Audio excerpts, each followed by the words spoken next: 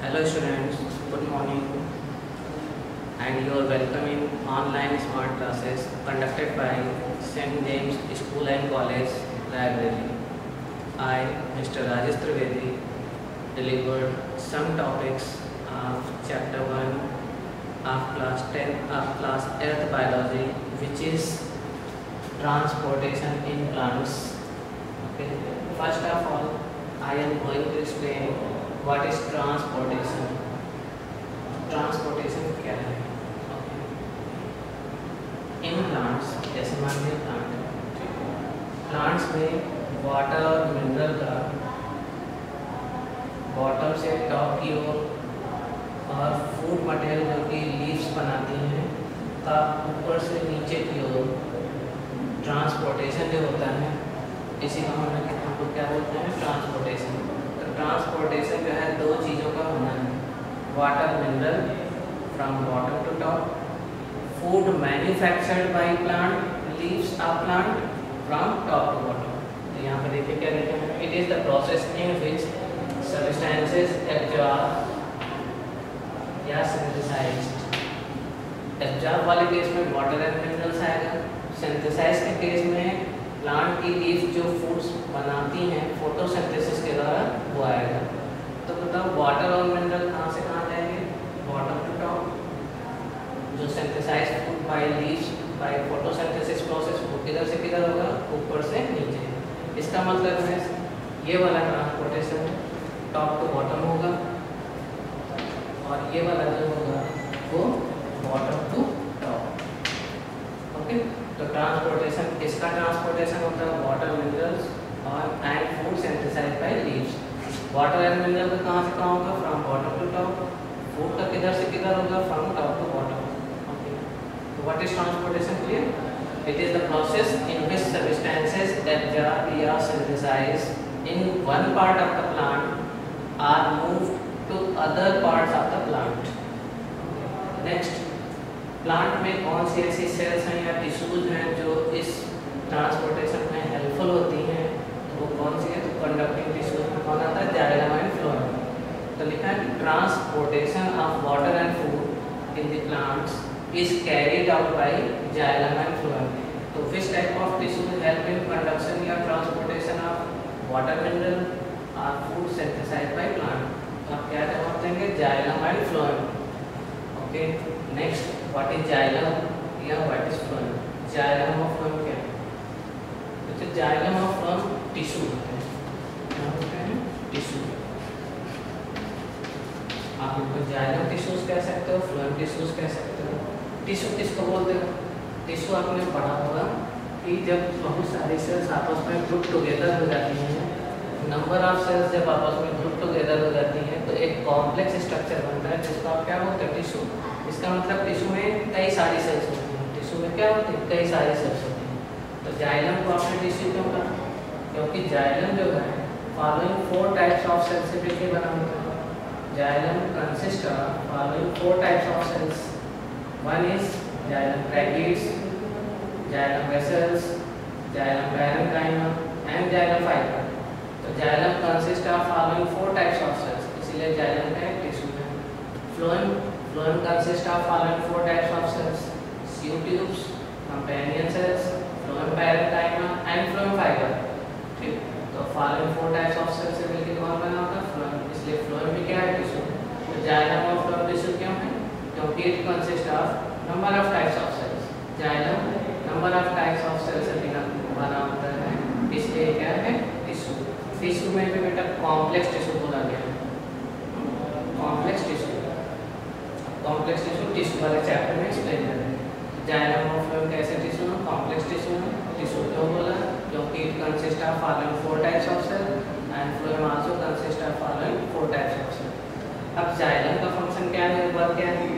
Okay, तो लिखा है कि यहाँ पे जो एब्जॉर्ब की बात की थी, एब्जॉर्ब किस क्या चीज़ एब्जॉर्ब होता है? Water and mineral. कहाँ से एब्जॉर्ब होगा? सॉइल से। इसके द्वारा होगा? रूट के।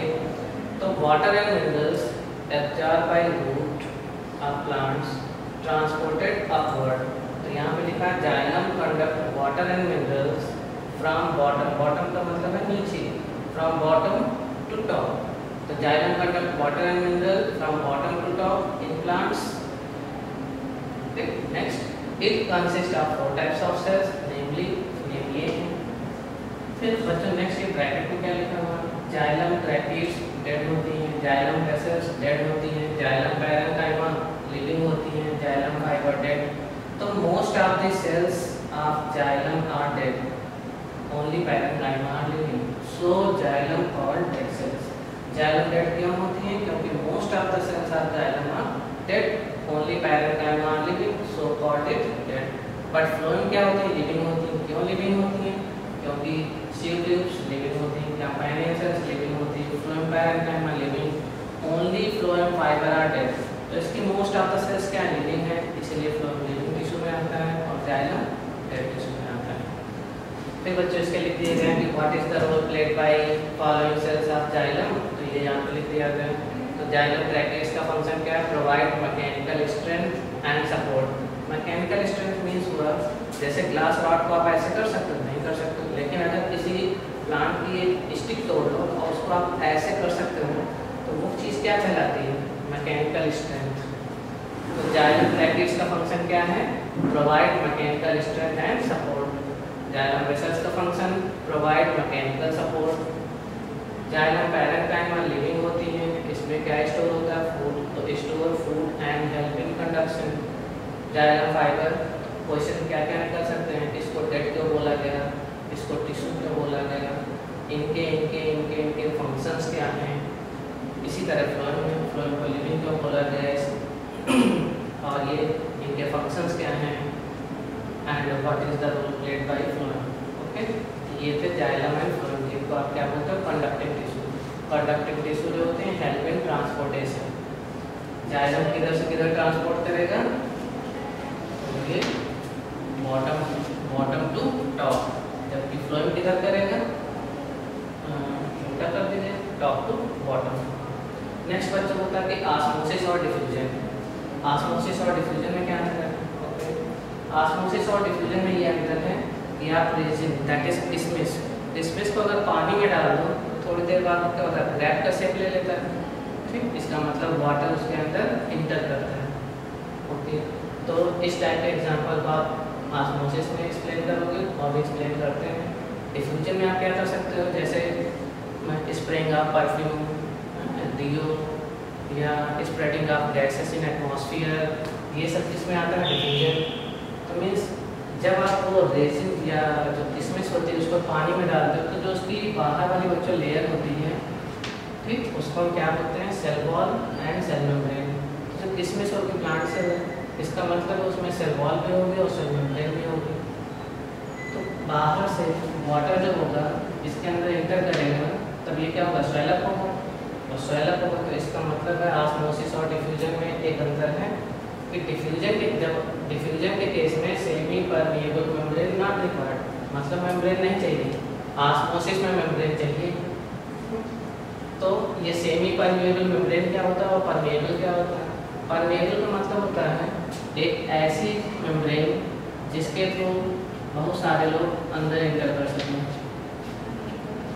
ठीक, एक ऐसी मेम्ब्रेन जिसके द्वारा बहुत सारे सब्सटेंसेस अंदर आ सकें। सेमी परमिएबल जिसको बोलते हैं उसमें केवल कुछ चुने हुए लोग ही अंदर जाएंगे, इसमें number of particle move inside the membrane, जबकि इसमें क्या होगा, ओनली सेलेक्टेड पार्टिकल्स पासेस। तो परमिएबल में क्या होगा, number of particle passes through cell wall, semi permeable में only selected substances passes through cell membrane. तो सेल वॉल और सेल मेम्ब्रेन में कौन परमिएबल होती है, कौन सेमी परमिएबल होती है, दोनों में डिफरेंस क्या है। तो बताओ डिफ्यूजन में सेमी परमिएबल मेम्ब्रेन नहीं चाहिए, क्योंकि जब आप एयर परफ्यूम स्प्रे करते हो तो कहीं मेम्ब्रेन होती और बल्कि हवा क्या होती है, दो डिफरेंट एयर्स आपस में मिक्स हो जाती हैं, तो इसमें semi permeable membrane not required, जबकि इसमें देखा किसमें सेमी परमिएबल मेम्ब्रेन रिक्वायर्ड। दूसरी बात है कि जो ऑस्मोसिस होती है required only in liquid, osmosis phenomenon केवल लिक्विड में होती है, जबकि डिफ्यूजन के फिनोमेनन सॉलिड लिक्विड गैसेस सब में होती है। दूसरा पॉइंट क्या है, लो concentration solution move towards high concentration.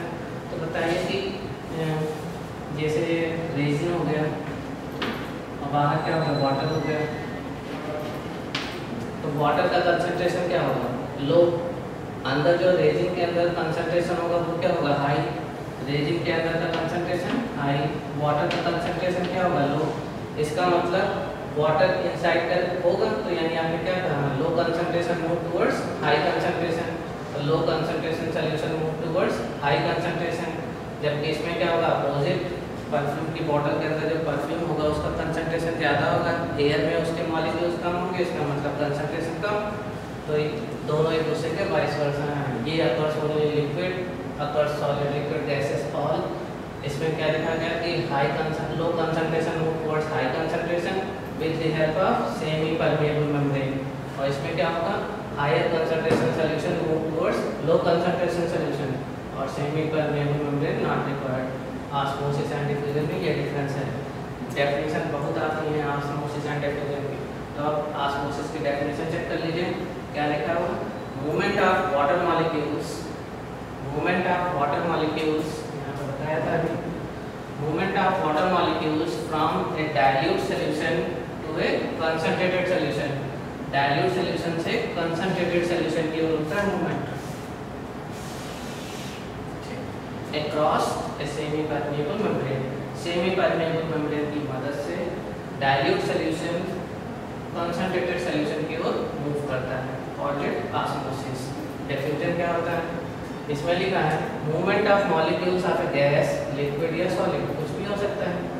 Movement of molecules of a gas, liquid या solid from higher concentration to lower concentration. अब यहाँ पे हायर कंसंट्रेशन से lower concentration is called diffusion. तो दोनों में डिफरेंस हो गया।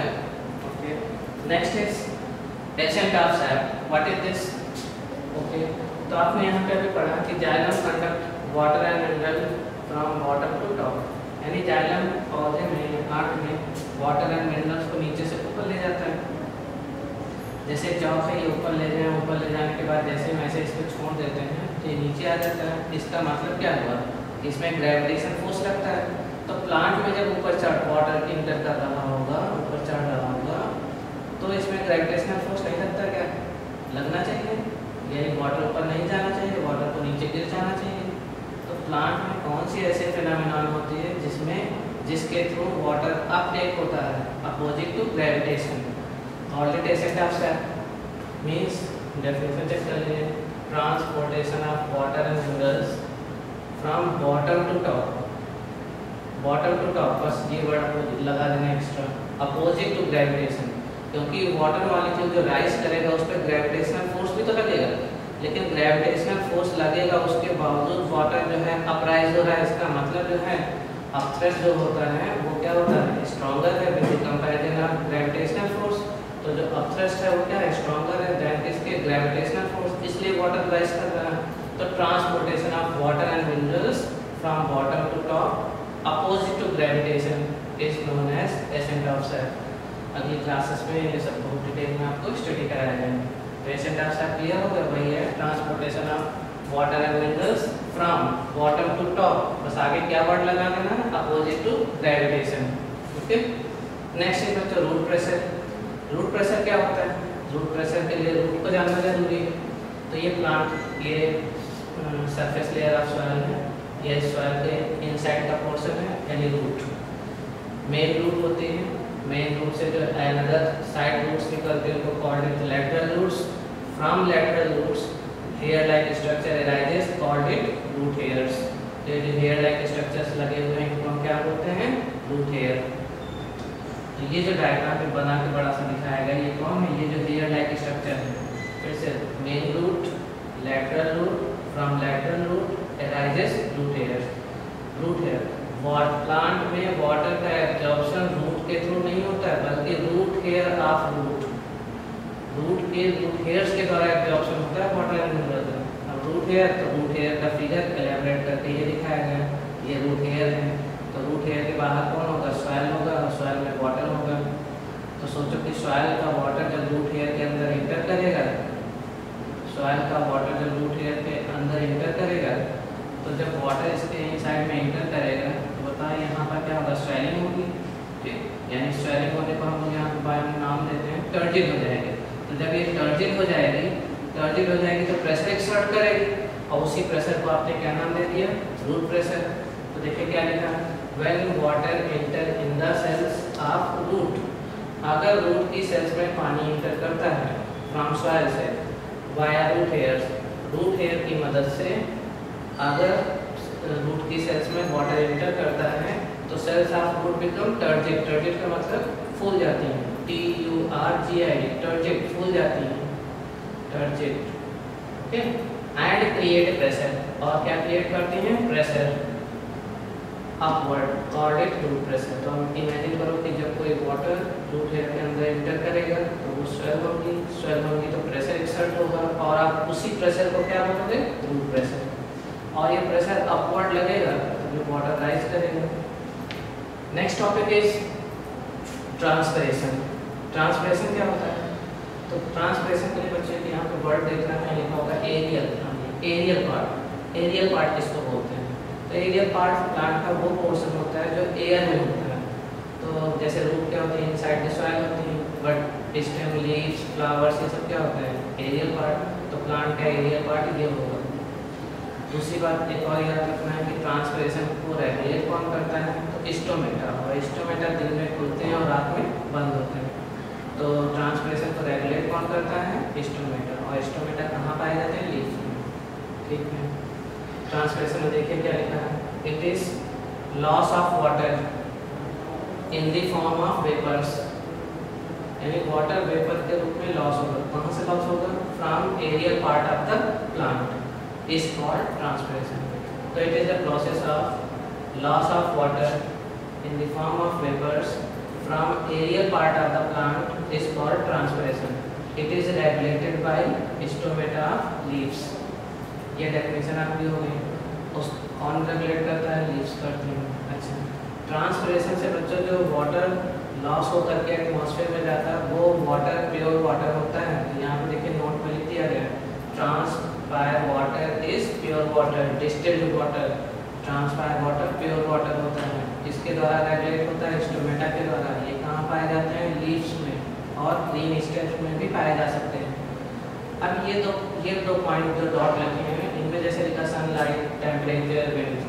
अगर बच्चों सनलाइट की इंटेंसिटी बढ़ा दो तो ट्रांसपिरेशन बढ़ेगा, टेम्परेचर की इंटेंसिटी बढ़ा दो तो टेम्परेचर बढ़ाने पर ट्रांसपिरेशन इंक्रीज करेगा, सनलाइट की इंटेंसिटी बढ़ाने पर ट्रांसपिरेशन इंक्रीज होगा, विंड की वेलोसिटी बढ़ा दी जाए तो भी ट्रांसपिरेशन बढ़ेगा। मीन्स सनलाइट, टेम्परेचर या विंड की वेलोसिटी इंक्रीज करोगे तो ट्रांसपिरेशन क्या होगा, इंक्रीज करेगा, और अगर ये डिक्रीज होंगे तो डिक्रीज होगा। इसलिए ये लोग क्या होंगे, डायरेक्टली प्रोपोर्शनल। लेकिन ह्यूमिडिटी मतलब जब बरसात होती है तो उसके बाद जो अचानक से गर्मी क्रिएट होती है, यानी the lot amount of water present in form of vapours in atmosphere तो कॉल्ड इट ह्यूमिडिटी। तो जब ह्यूमिड कंडीशन होता है जो कि रेनी डेज में होता है, अगर ह्यूमिडिटी बढ़ेगी तो ट्रांसपिरेशन क्या होगा, डिक्रीज होगा। इसीलिए लिखा 1 ट्रांसपिरेशन मतलब इनवर्सली प्रोपोर्शनल। तो ये वाली चीज़ें बढ़ाने पे बढ़ेंगी, घटाने पे घटेंगे। जबकि ह्यूमिडिटी क्या है, अगर ह्यूमिडिटी बढ़ी तो ट्रांसपिरेशन डिक्रीज होगा, और अगर ह्यूमिडिटी डिक्रीज है तो फिर ये बढ़ेगा। नेक्स्ट बच्चे क्या लिखा है, इम्पोर्टेंस ये लिखा है कि ट्रांसपिरेशन का रोल क्या है, what is the use of this. तो इसमें लिखा है ट्रांसपिरेशन पौधों को कूलिंग इफेक्ट प्रोवाइड करता है, मतलब कूलनेस कॉज करता है, और दूसरा क्या लिखा है, कंसंट्रेशन को मेंटेन करता है, तो कंसंट्रेशन ऑफ द सेल्स है। तो क्या दो फंक्शन निकले, एक कूलिंग इफेक्ट कॉज करता है यानी प्लांट के टेम्परेचर को मेंटेन करता है, दूसरा सेल के सैप को मेंटेन करता है। Okay, now following topics completed. Thank you.